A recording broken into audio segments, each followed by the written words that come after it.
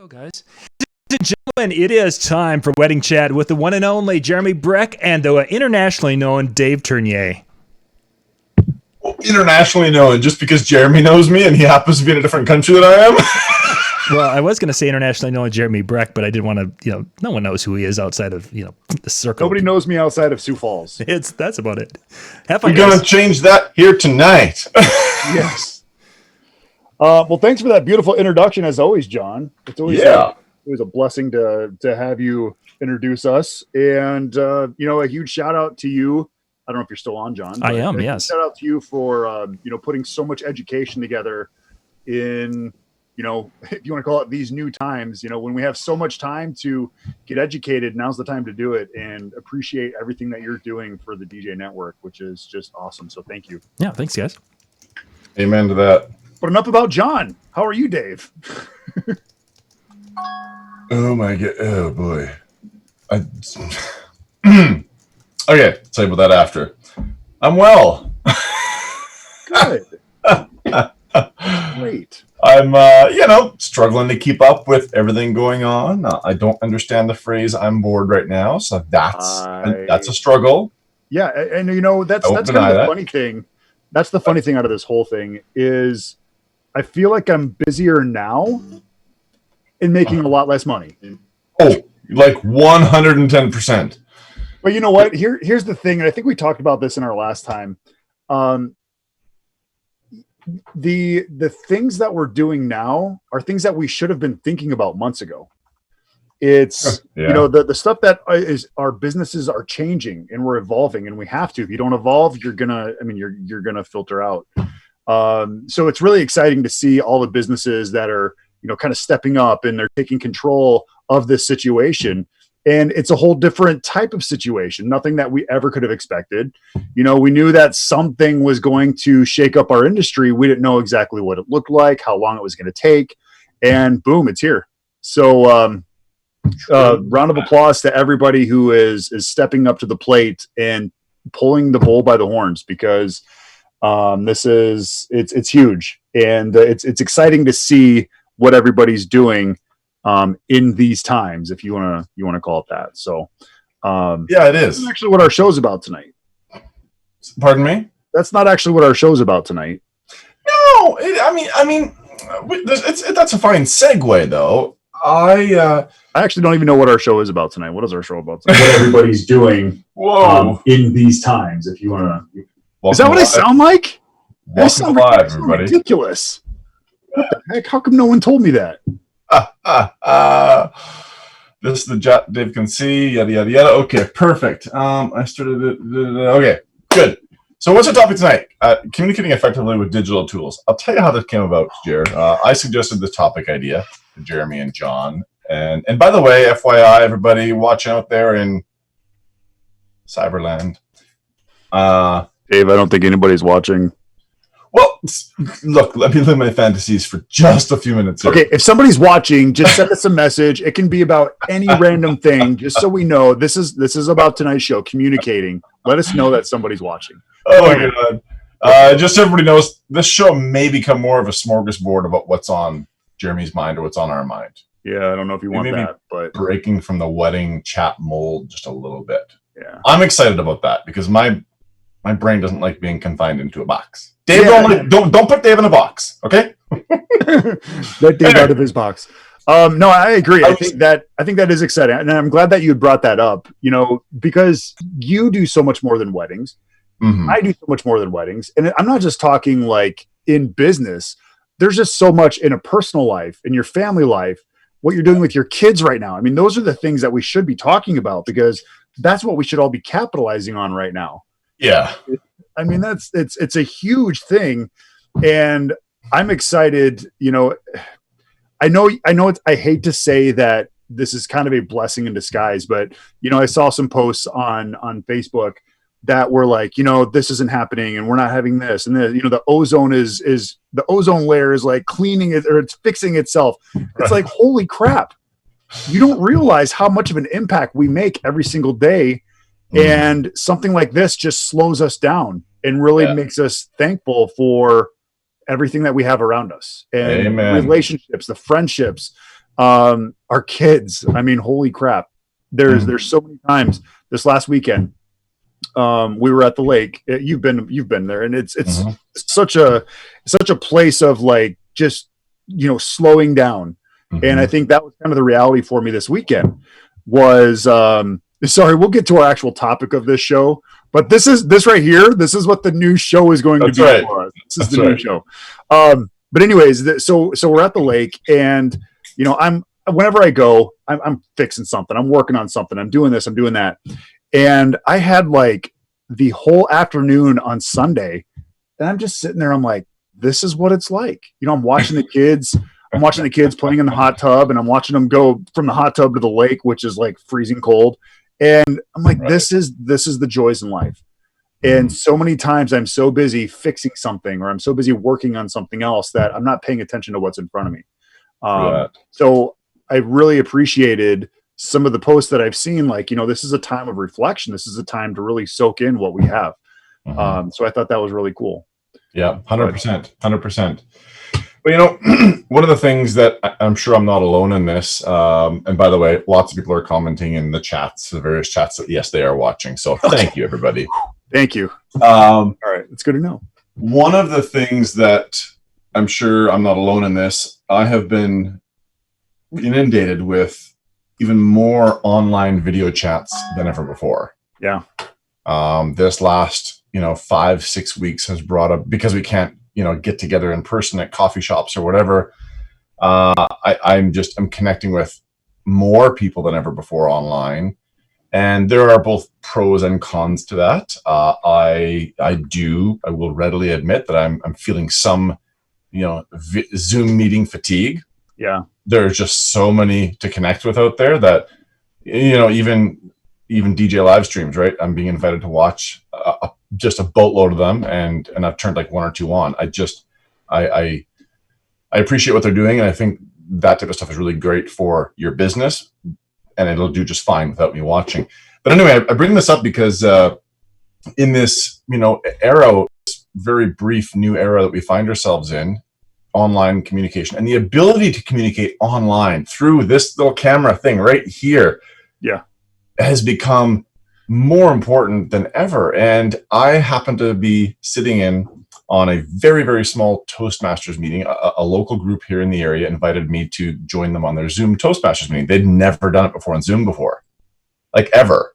So it was really interesting because 2 or 3 of these people who are on have been a part of Toastmasters for years and years and years. And in fact, 2 of them in particular, a husband and wife, they have worked for the United Nations for the last 30 years. And I mean, they have seen the people who speak and so on and so forth, right?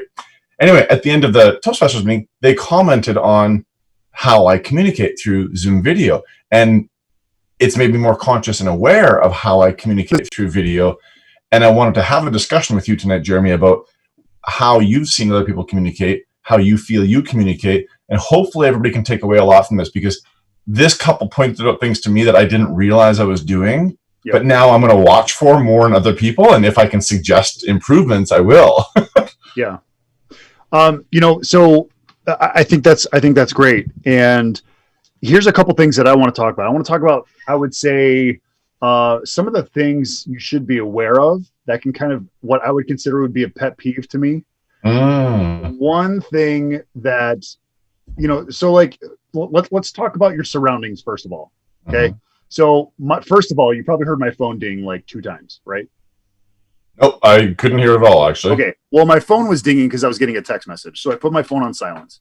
All right. So to me, those are some of the things that like I'm just going to talk about my little pet peeves. Okay.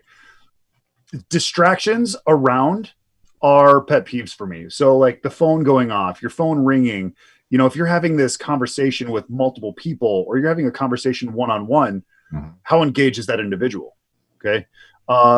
That brings me to the next thing is when you're having a meeting and you see someone going like this and you hear the keyboard typing, they're not engaged. They are completely disengaged with what's going on. Again, that is probably one of my biggest pet peeves is, when you're in a sales meeting, the last thing you want is for, you're doing a Zoom call sales meeting. The last thing you want is the bride to be sitting there listening to you, looking at you as you're talking, and the groom, sitting over in the background going like this. Because again, if he's supposed to be there, then be there. Don't just physically be there, mentally and consciously be there. Mm-hmm. So that way, when she asks, what do you think? You're not like, oh, I'm sorry, what? Right. Okay. You're like I said, your background is not, to me, distracting. I like how you have your branding. You've got your logo back there. You actually have what I would call conversations. You're like, exactly why do right. you have Michael Jackson's bat up there? What's the flag about? Mm-hmm. But me, I put a backdrop up because, you guys have seen, I've done this show without my backdrop. I'm going to show you what my backdrop looks like if I don't have that up. I've got all my cables. I don't know if you can see this or not. Can you see it? Yeah. Oh, yeah. We have like 2,000 feet of network cable. We have about 4,000 feet of XLR cable. Oh, sorry. Yeah. You are not going to leave that open now because that's going to drive me up the wall. So to me, if you're having a very professional meeting with somebody, make sure that your surrounding is professional. Yeah. The other thing too is, also just because they can't see below here. Did you see on, I don't know what it was, like Good Morning America or something like that. You probably didn't see it because you're up in Canada. But it was this viral thing going around where this guy was doing a broadcast from his living room, or no, his library or something like that. And he's got like his jacket on, he's got his suit on, his tie, and all of a sudden, it does like a wide angle, and you can see that he has gym shorts on with this like suit and tie and everything. So again, and those are the things to be aware of is, and for instance, I even thought about this before you got on, John and I were just kind of talking. I'm like, oh shoot, my curtain's open. So I got up and I'm wearing shorts right now. Okay. Well, this isn't a sales meeting. This isn't like I'm not too worried about it. All the DJs can see my non-sexy legs. But again, the reason I bring that up is, you don't know what they can see and what they can't see. Because you might accidentally have to get up and go shut a curtain, or you might have to do something, make an adjustment on your camera, and then all of a sudden you're showing them that you're in your underwear. That's not a pet peeve of mine, but that's just something to think about. When you're having these conversations. Agreed. Comments in the chat. Comments in the chat for you, by the way. Someone says, wow, Jared is off on a tangent. Isn't that normally Dave's part? Buckle up. But no, those, like I said, to me, my biggest pet peeves are just distractions in general. Things that take you away from the focus in the conversation. Okay, so let me ask you before I bring up some things. How do you, when we're communicating through this medium, a lot of the physical mannerisms that accompany so much of how we communicate are lost. Mm-hmm. Now, I over-exaggerate them a little bit when I'm on video so that hopefully less of those physical cues in the conversation are lost. But how do you make up for that? Like, how do you really connect with people when you're communicating with them through this medium? Are there any particular tips? The biggest thing is just try to keep as much eye contact as possible. Yeah. It's no different than a regular conversation. You can always tell when you're in a conversation with somebody and you're not making eye contact, or they're not making eye contact with you. In your mind, you're thinking, what am I not doing right? Or, how are we not connecting? How do I make this person more comfortable? And I think it really does come down to, just make sure that you're having a regular conversation with somebody. Yeah, very true. And I think that's why you had the idea of, let's just do kind of a variety of who we are, what we do, and how we do things in our show for the future, because that's just conversation for us. This is natural. Yeah, it is. So on the note of eye contact, because this Toastmasters meeting this past week had a whole bunch of people who'd never used Zoom before, I mentioned to them some things that I do physically on my computer to help out with eye contact that they just did not realize. Mm-hmm. Now, this will be particularly true for those of you who have a separate monitor maybe, and your video camera's over here though. if that's you, you need to be looking at your camera. You need to get those two things into one spot somehow. But another thing that I do is, unless I'm on a group video call with like 20 or 30 people, I will generally shrink my window so that it's just a row of video thumbnails and slide them right up to the top of my screen where my camera is, so that my eye wanders less to the bottom left corner of the screen if that's where I happen to have that person's thumbnail. Yeah. So here's the thing. I don't know if viewers have ever noticed this, but like a lot of the times it looks like I'm looking below the camera. Right. The reason is I'm actually going to take my camera off here. I'm going to show you. This is a 19-inch computer screen. This is a 55-inch TV that I use as my screen. So like, here's my hand, here's my screen. Right. Just to kind of show you that like my screen is huge. Yep. So if it looks like I'm not looking at my camera, I'm probably looking at the video. Right. My video is huge. Yeah, very true. You know, people are like, well, he's talking about eye contact. He doesn't even make eye contact. I'm literally making eye contact with you right now. You're just like 12 inches below the actual. Right. So can you squeeze my thumbnail up to the very top of your screen? Yeah, and that's usually what I do. Yeah. Right now, you're about this big, and you're right next to my camera, so it actually looks like I'm. Got it. Jeremy, getting some comments. Can you boost your audio a little bit? Oh yeah, for sure. I probably have to set we've been doing a bunch of video recordings and a bunch of all good different things, and so we take the camera and we take the audio mixer to different locations and got it. Let me see what I can do here. So one of the other things I'll mention on eye contact and physical mannerisms is, and this really comes from me being a DJ. One of the comments made at the Toastmasters meeting was, Dave, you respond and you react to everything that's happening on screen in a really genuine way. And I said, you know what? That comes from me many years ago becoming the DJ I wanted to become. Yeah. I said to everybody, look, it doesn't matter what song I'm playing, whether I like the song or not. Rarely will you see me not having fun with that song. I'm either tapping or moving or something like that. And one of the reasons I've always done that is, if I'm not having fun, why in the hell would I expect the guests to have any fun? Yeah. And so I've brought that to Zoom meetings as well. I mean, I host our a really popular group video call here in Canada every month called the Electro Voice Canada-wide DJ call for Canadian DJs, and we host it once a month, and we get anywhere from 25 to 30 people all the way up to 70 or 80 people live on Zoom.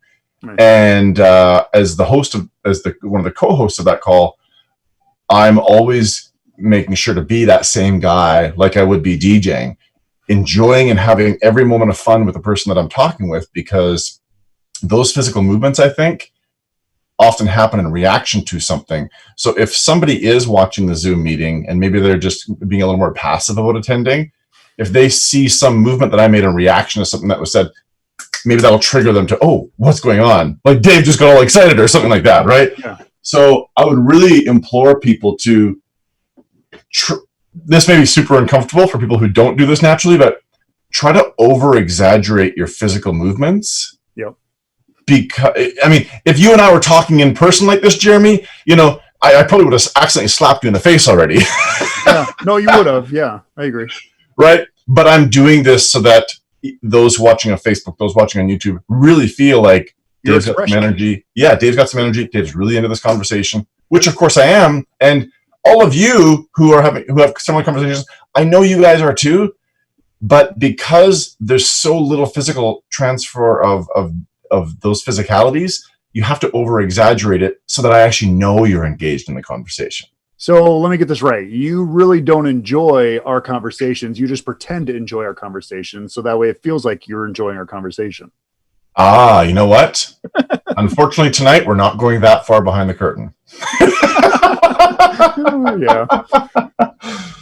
Yeah. So here's one thing. You talked about communicating effectively, and it's not just like how you present yourself.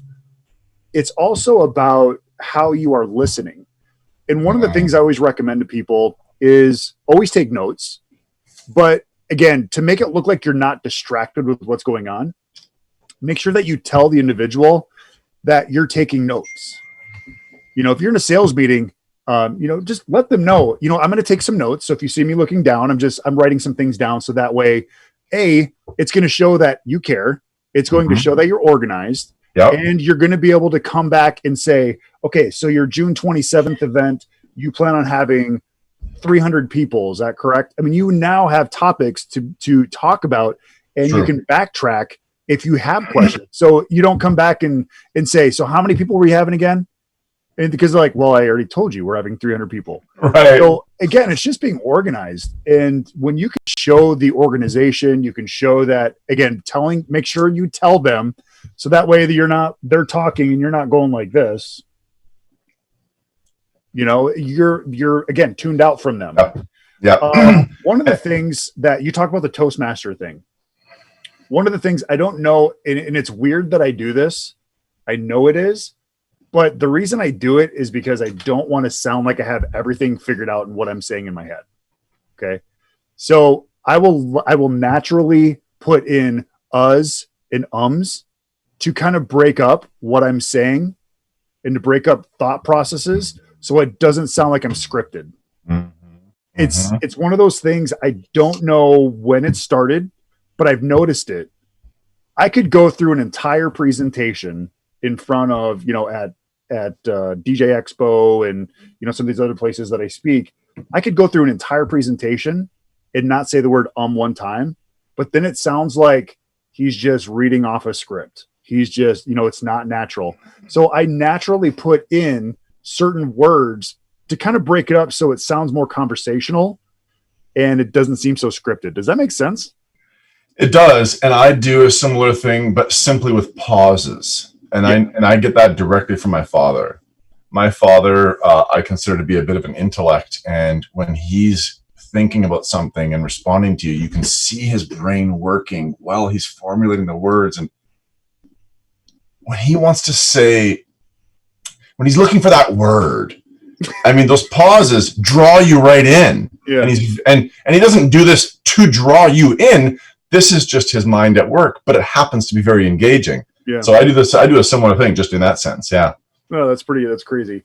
Yeah. I do the same thing as an MC too. Like there's times where I don't want to say I say the same thing every time, but there's some things that I kind of use as a hook. I kind of use, this type of play on words to kind of fill in certain aspects or transitions. And again, I'll throw in words that really shouldn't be there just to make it seem more natural. Listen to him giving excuses, everybody, for his use of. But it's weird that I started noticing that when someone pointed out, they're like, "Did you know that you dropped this word in here and there?" And I'm like, I do kind of know that. I in the back of my head, I know that I'm putting those things in there because I don't want it to sound completely scripted, which is stupid. Right. It's so stupid. Just checking the comments here. Here's me doing an listen to that.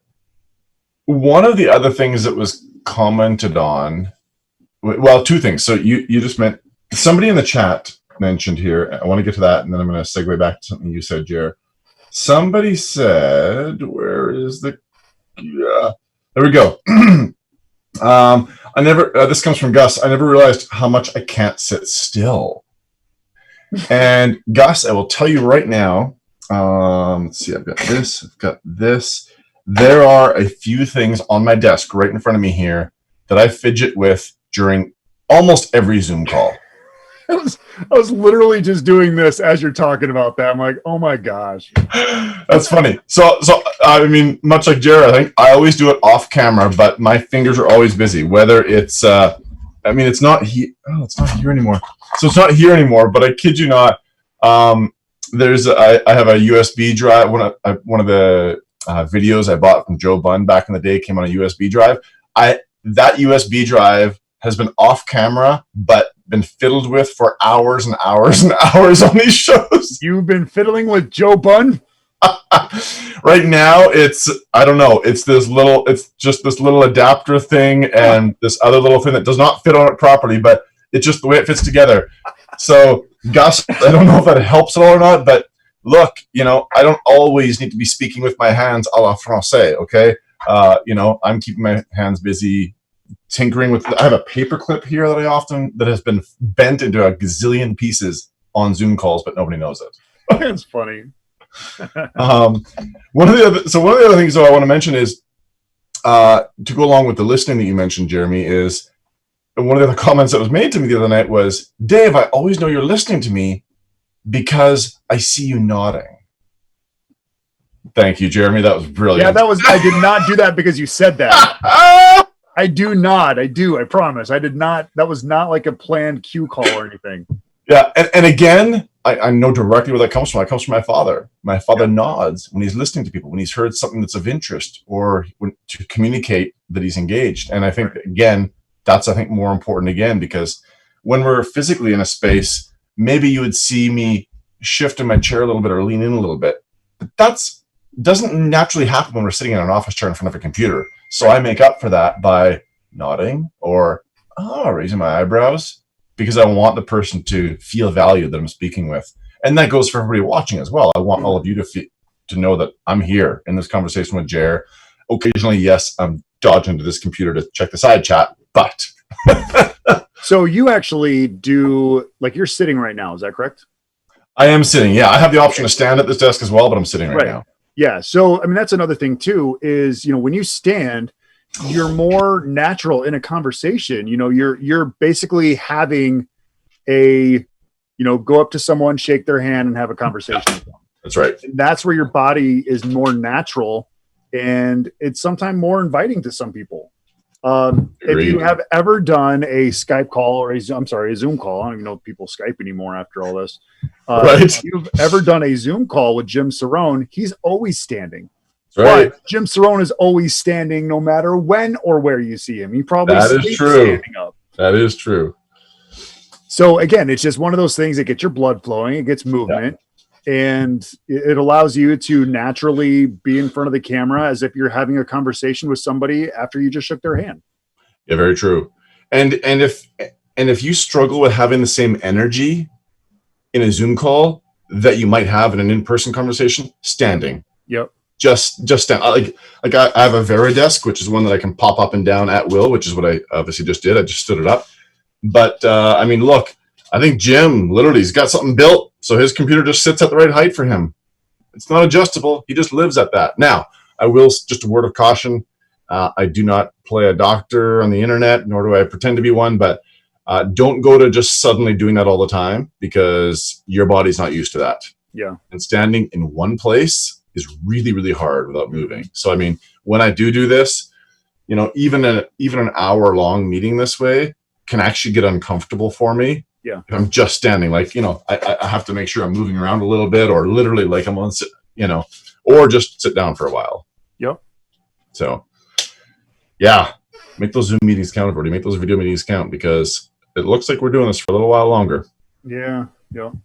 Any news on lifting things in your area, by the way? Just side note. Yeah. So we have not been shut down. South Dakota has not been at a stay at home, which is kind of crazy because we're getting ridiculed, left and right. But we're actually, and I know we're supposed to peak in June is what they're saying. But we actually have more recoveries than we do cases right now. And our cases, we were at, I think our max that we saw, we were at 918 cases. And right now we've been in the 800s. So we're already starting to slope down, which is very positive. We were, Sioux Falls was the number one hotspot for a while on COVID cases at our meatpacking plant, which makes complete sense. I completely understand how and why that happened. Yeah. But, here's the thing. It's not, to me, it's common sense. The government shouldn't have to mandate when we should use common sense.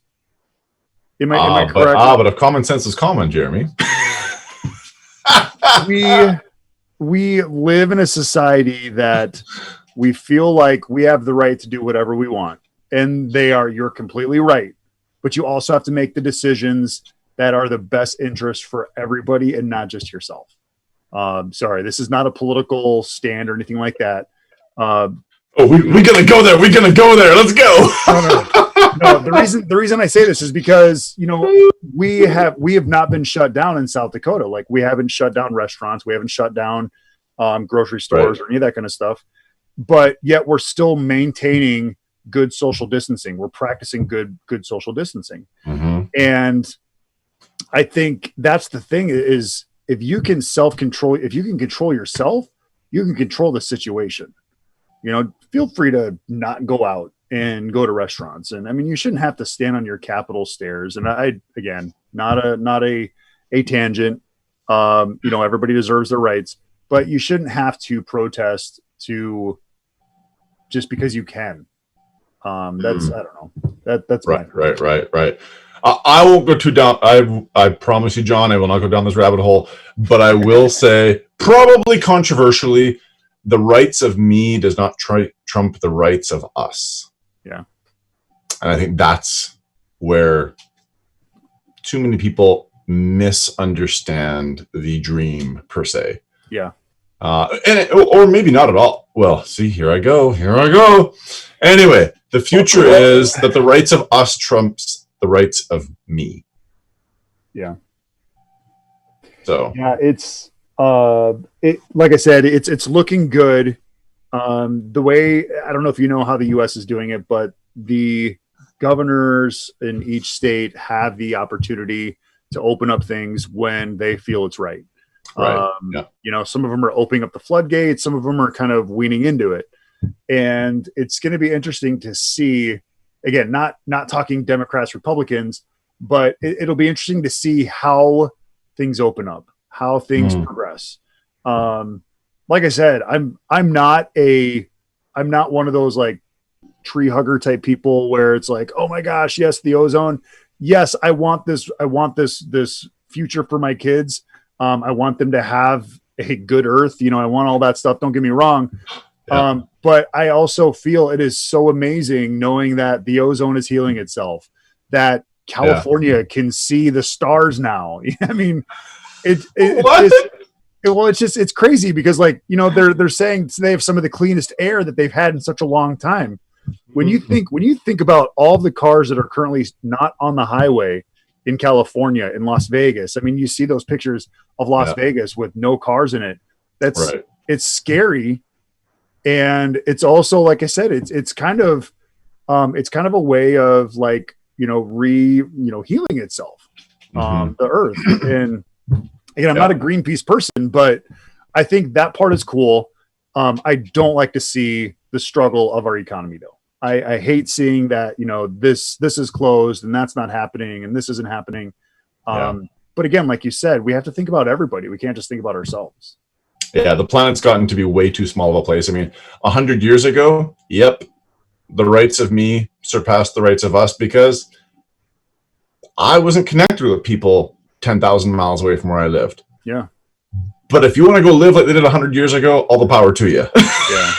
Yeah. It's a very different world today. And I think all of us, you know, for the most part, love the world we've got today. Yeah. But yeah, I mean, here in Canada, all the provinces are coordinating their efforts with each other for reopening. I mean, the provinces of Ontario and Quebec are going to have the most difficulty because their caseloads just continue to be nowhere near where they're just in a tighter spaces, right? Well, they're both really big, larger provinces in Manitoba and Alberta and Saskatchewan, a lot bigger, but just many magnitudes more population. Yeah. And in some cases, a lot more concentrated because of the bigger cities out there. Yes. Yeah. Got it. Yeah. But yeah, it's, you know, I hope people, if you haven't begun adapting to communicating digitally, hopefully a couple of things that were mentioned here tonight help out with that. You know, connect with that camera, you know, over exaggerate some of your physical movements so that they're communicated, because you don't want to be that dry person that just isn't a lot of fun to be with on a Zoom call. And sadly, I think this type of communication can magnify those who maybe aren't quite as excitable. And I mean that in a bad way. So I think those individuals need to work a little harder to be that really engaging person on screen. Right. I mean, it's easier for people like you and I fully admit that. Yeah. You know, one thing I would also recommend, if you're not used to being on a Zoom call, or if you're just kind of like, okay, maybe I really should start thinking about doing this. Yeah. I would recommend connecting with a friend who's going to be completely honest with you and say, you know, I'm going to have a sales meeting with you and I want you to critique me.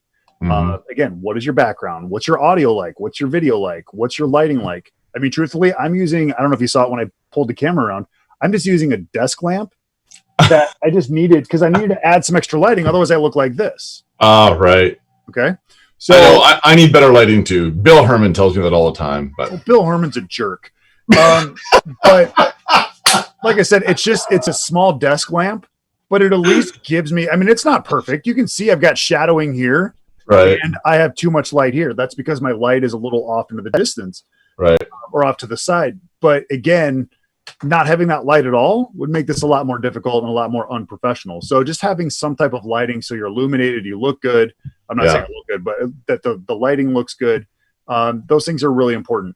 Also, one thing that, like, again, because this is a 55-inch TV, if I open up a white background, you can see can you see all the white it creates? Yeah. So if I delete, or if I minimize that, now I have warm light back. So again, those are some things to think about, is what does your lighting look like when you're having conversations? And that's where connecting with somebody and saying, hey, let's do a Zoom call. You do your sales meeting, I'll do my sales meeting, and let's critique each other. The other thing to think about is Zoom allows you to do recordings. You can either do them on your computer, or you can do Zoom recordings onto the cloud. And if you're in an important meeting and you need to go back to check to see what you were talking about in that meeting, or just recap, record those meetings and use them as archives and go back. Right. You have a comment that you wanted to, you just read them? Yeah. Brian Knight Entertainment. I will say, for Zoom calls or any interaction, speak slower than you think. I know I can speak very fast, especially when I get excited. So I make sure to speak a bit slower. That's not something I considered. Yeah. That's smart. Is that different on a video call? Because I do talk too fast sometimes. See, listen to this right here. Too fast. Yeah. I think you and I understand each other very well because we know how we communicate. Like, I know your voice, I know how your tones are, those type of things. But if you think about it, that's a great point that he brings up. If you're talking with somebody who has an accent that might be a little thick that you're not used to, it might make it more difficult to have that conversation or to understand what they're saying. So I think that's a fantastic point. That is true. And Jarrett, you just inspired me to think of something. So I have in the past opened up a huge white screen to give my face extra light, as you can just see. I just did, right? Yep. But I just got an idea. Oh gosh. It's a little too white, isn't it? I mean, yeah, because see, now you look blue. There you go. Now you look tan. So let's see. Let's bring that. So what's that color look like? It looks natural. So let me take it away quick.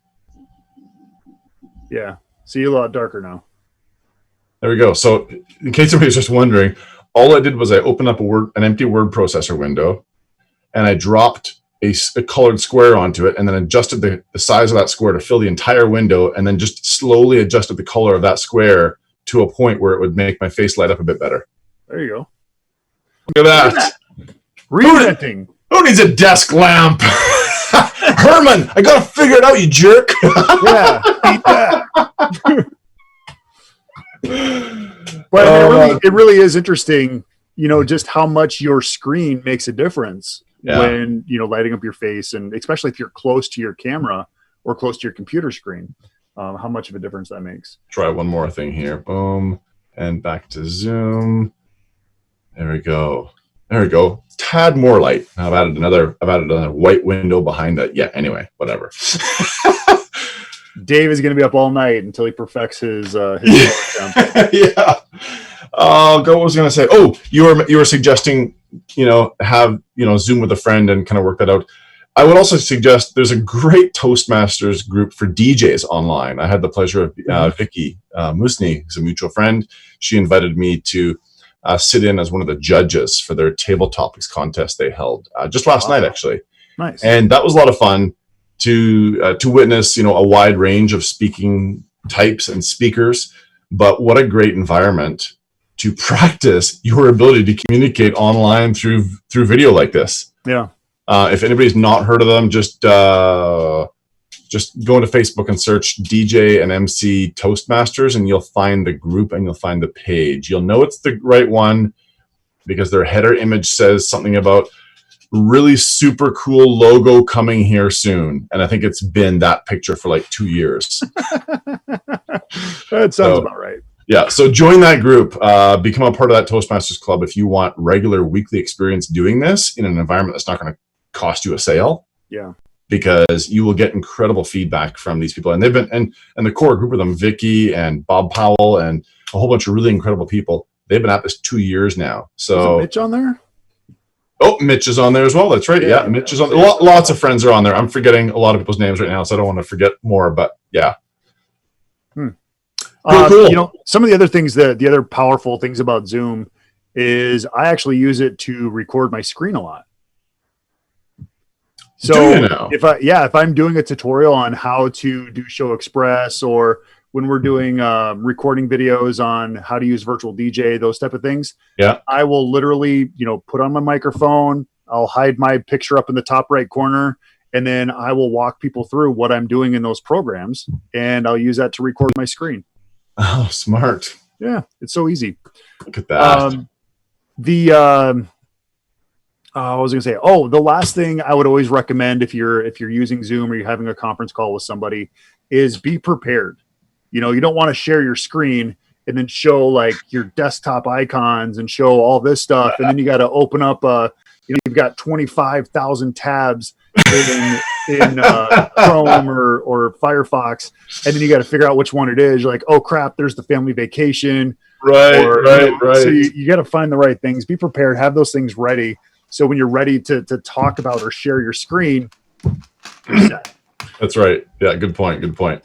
By the way, somebody's commented, Greg Ostrowski is freaking brilliant. Bill would be proud. Tell you what, I'll pop my camera around here quickly and just show everybody kind of what my screen looks like. If you're wondering, like, what's Dave talking about?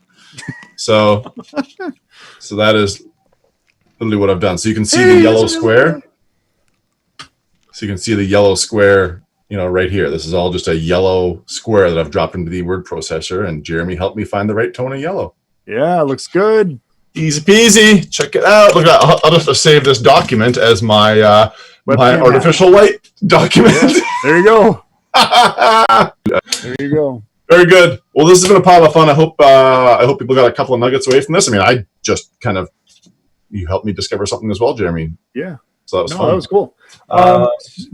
So like we talked about, Dave and I are going to be kind of very random, and then I don't want to know yet. We're going to be very random in our next couple shows here. And again, we just want to be natural. We want to have conversation. We encourage you guys to come up with conversation for us and with us. Yeah. Things that you might be thinking about, or it can be, work, life, business, whatever it is. Share those things with us because we want to hear from you guys. We want topics to kind of build off of each other. Otherwise, it's just going to be natural conversation that it's going to be fun. We are going to do, like the drunk history. We're going to start doing that. Drunk DJs at Wednesday nights. Oh boy. Was that John? Yes, it was. Could you hear the cringe? Jeremy, John, one episode we have to dedicate to discussing.